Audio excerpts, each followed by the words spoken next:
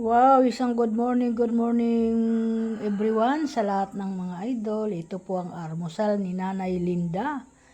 Gumawa po ako ng mangga na kamatis with bagoong at yan, nilagyan ko po ng kalamansi. Yan po, yan, kalamansi yung aking inilagay at masarap po yan. Lalo na po yung bagoong inilagay ko ay bagoong Pangasinan. Sikat talaga ang bagoong ng Pangasinan. Pinakadabits yan dahil napakabango niya at napakasarap ikain lalo na pag mainit ang kanin mo. Yan po, nagbalat po ako dahil no isang araw pa po ako nito nakain.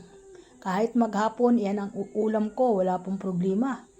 Hindi ko po ito ipagpapalit sa kung anumang bagay na ulam, kung ano man siya. Dahil ito po ang paborito ko, ang mangga na nilagyan ng bagoong. Okay. Napakalasa na po ito. Nilagyan ko po siya ng kalamansi. Ayan.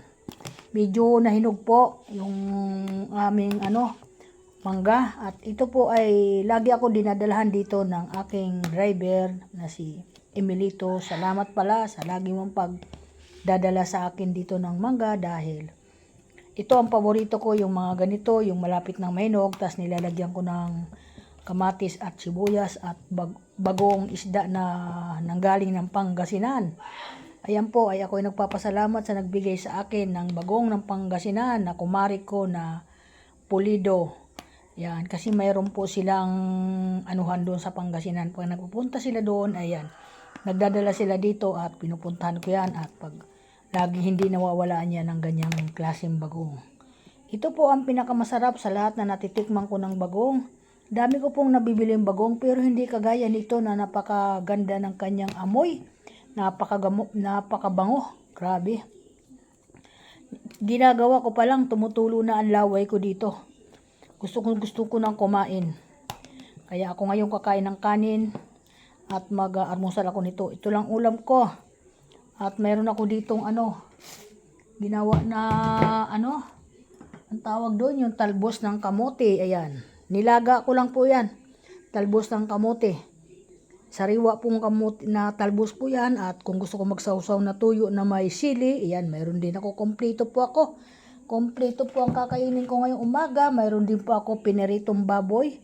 Yan, hiniwa-hiwa ko na po ng maliliit para ako'y makapagmuya dito dahil medyo matigas yung pagkaprito.